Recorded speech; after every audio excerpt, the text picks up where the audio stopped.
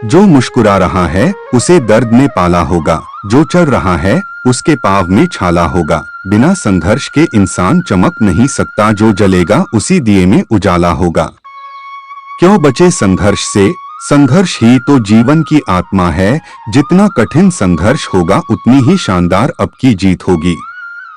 नमस्कार दोस्तों, आपका हमारे चैनल इंस्पायर्ड स्टोरी चैनल में बहुत बहुत स्वागत है। आज हम आपके लिए एक जबरदस्त मोटिवेशनल स्टोरी लेकर आए हैं।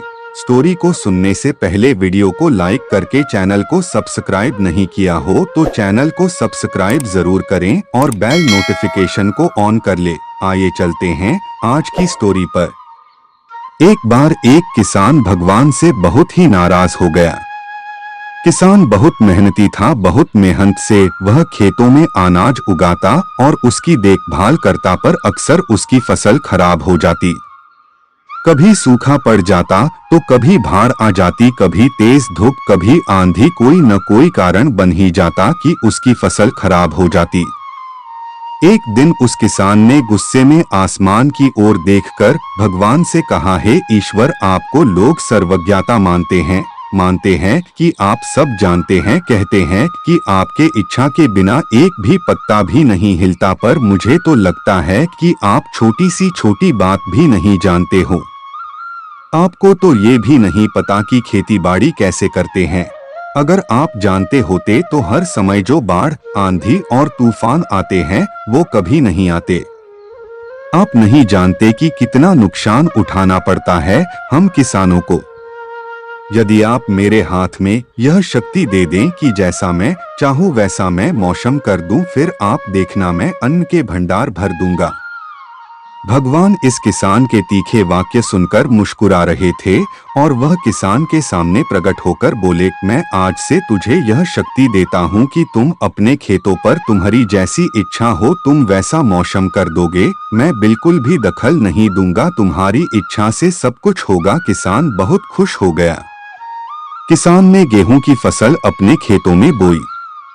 जब उसे लगा कि खेतों को धूप चाहिए तो खेतों को धूप मिले, जब पानी बरसना चाहिए तभी पानी बरसा। आंधी, तूफान, बाढ़ कुछ भी उसने अपने खेतों पर आने नहीं दिया। किसान के खेत में इस वर्ष ऐसी फसल हुई जैसी कभी नहीं हुई थी। हरी भरी लहलहाती फसल, मन ही मन वह बहुत खुश हो गया और सोचने लगा, अब सबूत के साथ दिखाऊंगा भगवान को कि इसे कहते हैं शक्ति का सही उपयोग करना। मेरी सफलता देखकर उन्हें अपने नियम जरूर बदलने पड़ेंगे। कुछ दिन गुजरे, फसल काटने को तैयार हो गई। किसान बहुत उत्सुकता के साथ फसल को काटने लगा, पर जैसे ही उसकी नजर गेहूं की बालियों पर गई तो उसने अपना सिर पिटा और वह रोने चिल्लाने लगा।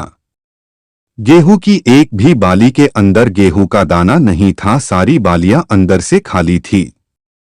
किसान बहुत दुखी हो गया। उसने भगवान को रोते हुए फिर पुकारा, हे प्रभु, तुमने ये मेरे साथ क्या किया? क्या तुमने मुझे कोई सजा दी? भगवान बोले, पुत्र, ये तो होना ही था। तुमने पौधों को संघर्ष करने का मौका ही कहाँ दिया? ना तो तुमने उन्हें आंधियों से जूझने दिया, ना तेज बारिश से सहने दिया और ना ही धूप में तपने दिया। एक भी चुनौती का सामना तुमने उन्हें नहीं करने दिया, इसीलिए सारे पौधे अंदर से खोखले रह गए। जब आंधी, तूफान, तेज बारिश और धूप पड़ती है तभी ये पौधा अपने अस्तित्व को बचाने के लिए संघर्ष करते हैं और इसी संघर्ष से एक बल पैदा होता है जिसमें शक्ति होती है, ऊर्जा होती है, और यही ऊर्जा पूर्ति तेरे गेहूं के दानों की तरह जो नहीं फूटी। तूने उन्हें कठिन परिस्थितियों से गुजरने ही नहीं दिया जहां उनके अस्तित्व का जन्म होता। सारे बालियां इसीलिए खाली है, इसमें एक भी गेहूं का दाना इसलिए नहीं है क्योंकि तुमने अपने पौधों को संघर्ष कराया ही नहीं। याद रखिए, स्वर्ण में सवर्णीय आभात तभी आती है जब वह आग में तपने, गलने और हथौड़े से पीटने जैसे संघर्षों से गुजरता है।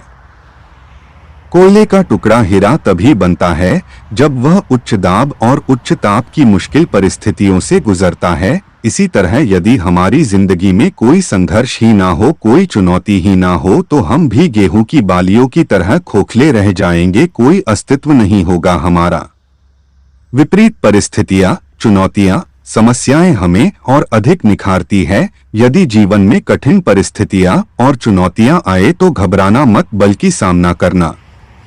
विश्वास करना कि आप और अधिक निखर जाओगे और अधिक मजबूत बन जाओगे। किसी ने सही कहा है, जिंदगी जीना आसान नहीं होता, बिना संघर्ष कोई महान नहीं होता। जब तक ना पड़े हथौड़े की चोट तब तक पत्थर भी भगवान नहीं होता।